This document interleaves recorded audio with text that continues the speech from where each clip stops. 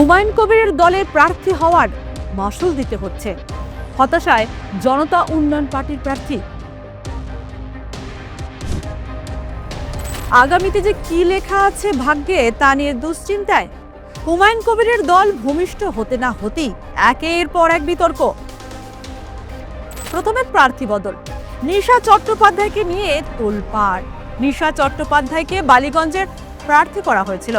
হুমায়ুন কবিরের দাবি, ওনার হাবভাব ভালো নয়, দলের মতাদর্শ নাকি ক্ষুণ্ণ হবে।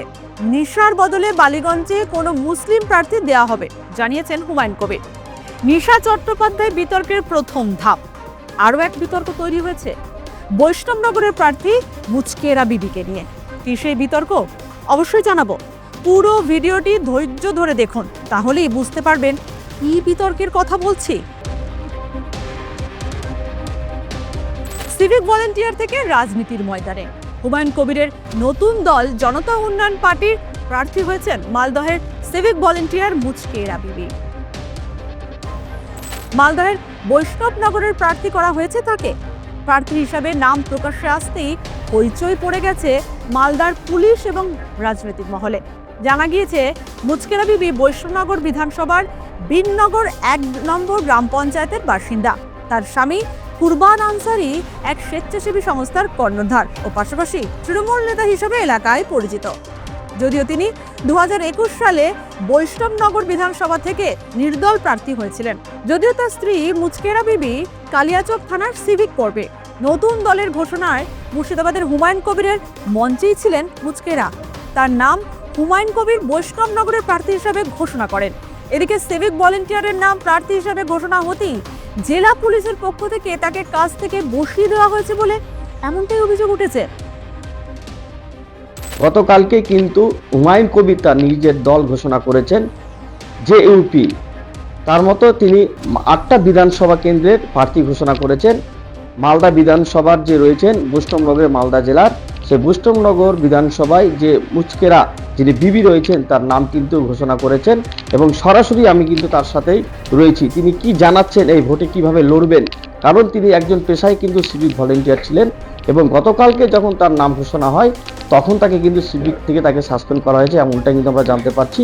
কি জানাচ্ছেন, কিভাবে তিনি লড়বেন এবং আগামী দিনে কিভাবে মানুষের পাশে তিনি থাকবেন, কিভাবে লড়বেন আপনি? আমার যে সর্বোচ্চ নেতা আছে হুমায়ুন কবির সাহেব, উনি যেভাবে আমাকে নির্দেশ দিবে, যেভাবে উনি আমাকে এগোতে বলবে, সেইভাবেই আমি চলবো, এগাবো। এর বেশি এখন আমি কিছু বলতে পারবো না। কি কাজ করতেন আপনি? সিভিক করতাম, তারপর কি থানা কালিয়াচক। আমার কালকে প্রার্থী ঘোষণা হওয়ার পর থেকে আমাকে বসে দেওয়ানো হয়েছে। আমি টিএমসি আগে করতাম, 2019-এ আমি চুপচাপ বসে যাই। বাস আমার উপরে অনেকই টর্চার হয়েছে আমার উপরে। বৈষ্ণবনগরের মানুষ জানে যে আমার উপরে টর্চার হয়েছে কিনা।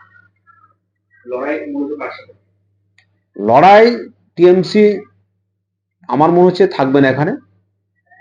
বিজেপি ভার্সেস আমরাই সম্ভবত। রানিং এমএলএ আছে, অনেক কাজ করেছেন বলছেন। অনেক কাজ করেছেন। কাজ করেছে সেটা মানুষ বিচার করবে কি কাজ করেছে। আমার যেরকম সংখ্যালঘুদের যেরকম আমরা সম্পর্ক বজায় রেখে চলেছি, সেরকম হিন্দু সমাজের সঙ্গেও আমি সম্পর্ক বজায় রেখে চলেছি। কোন হিন্দুর আমি এখন পর্যন্ত দুটো কথা যে বড় বলেছি, আঘাত দিয়ে কথা বলেছি। আমাকে যেরকম সন্তানের মতন ভালোবাসে বৈষ্ণবনগর বিধানসভার মানুষ, সেরকম আমিও ভালোবাসি ভাইয়ের মতন এবং বাবার মতন। একদিকে হুমায়ুন কবিরের নতুন দল ঘোষণা এবং বৈষ্ণবনগর বিধানসভা কেন্দ্রের প্রার্থী দেওয়াকে কেন্দ্র করে মালদায় রাজনৈতিক চাপানুতর। বিজেপির দাবি হুমায়ুন কবির তৃণমূল কংগ্রেসের কাউন্টার পার্ট। নতুন দলে কে প্রার্থী হলো সেটা আমাদের দলের কোনো কিছু এসে যায় না। বিজেপির লক্ষ্য 2026-এ এই সরকারকে বিসর্জন দেওয়া, কটাক্ষ বিজেপির নেতা। পাল্টা কটাক্ষ করতে ছাড়েনি তৃণমূলও। হুমায়ুন কবিরের দলকে নিয়ে ভাবি না, আমাদের দল নির্দিষ্ট একটা লক্ষ্যে পৌঁছে গেছে, পাল্টা কটাক্ষ মিমের। এটা হচ্ছে টিএমসির কাউন্টার পার্ট। উনি টিএমসিরই তো প্রজেক্ট একটা, তো স্থায়ীভাবে বিজেপিকে সামনে রেখে তিনি ভোট করবেন। তো যাও, বৈষ্ণবনগর যিনি প্রার্থী হয়েছেন একজন মহিলা, আমি তাকে ভালোভাবে চিনিও না, তো প্রার্থী হয়েছেন টিএমসিরই একটা প্রজেক্ট। আমাদের মেন লক্ষ্য এই সরকারকে 2026-এ বিসর্জন দেওয়া। এত বড় বড় কথা বলছেন, যখন ভোটে দাঁড়াবেন দেখবেন নোটার থেকে কম ভোট পাবে। এই বাংলা মুখ্যমন্ত্রী মমতা বন্দ্যোপাধ্যায়ের নেতৃত্বে সারা বাংলার মানুষ লক্ষ্মীর ভান্ডারের পক্ষে রায় দেবে। এখানে নরেন্দ্র মোদী থেকে অমিত শাহ দাঁত ফোটাতে পারে না, তো হুমায়ুন কবির আর হুমায়ুন কবির ছাড়েন এসব পাগলের কথা। মালদা এবং মুর্শিদাবাদে মিমের গ্রাউন্ড লেভেল পর্যন্ত কাজ চলছে। 2026-এ আপনারা সকলে আজকেও দেখছেন, কালকেও দেখবেন, কিছু থাকবে না। টিএমসি, কংগ্রেস কেউ থাকবে না, শুধু এমআইএমেরই কথা চলবে, এমআইএমেরই ভোট হবে। লোক বলছে এমআইএমের লোক খুঁজে পাচ্ছি না, আর আপনারা খুঁজছেন না। রাস্তাঘাটে গ্রামগঞ্জে একই রকম মিম চলছে। মিমের নেতা সৈনিকরা সময় দিতে পারছে না মিমের মানে গ্রামগঞ্জের মানুষকে। তারপরেও এলাকা থেকে খবর আসছে যে আপনি কোনো চিন্তা করবেন না, আমরা এক হয়ে সবাই মিমের ভোট করব মালদা এবং মুর্শিদাবাদে। হুমায়ুন কবির মানে বিতর্কিত চরিত্র। তিনি আর বিতর্ক মুদ্রার এপিঠ আর ওপিঠ। নিশা চট্টোপাধ্যায়কে সরিয়ে বালিগঞ্জে প্রার্থী করা হয়েছে প্রাক্তন পুলিশ কর্তা আবুল হাসানকে। তিনি সম্পর্কে আবার হুমায়ুন কবিরের মামা। জানিয়ে উঠেছে দলে পরিবারতন্ত্রের অভিযোগ। যদিও এই অভিযোগকে পাত্তা দিতে নারাজ হুমায়ুন সাহেব।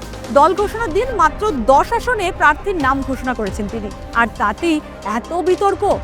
বাকি আসনের প্রার্থীর নাম ঘোষণা করলে কি যে হবে তা হুমায়ুন সাহেবই জানেন। এখন দেখার আর কি কি বিতর্কের সম্মুখীন হতে হয় জনতা উন্নয়ন পার্টিকে।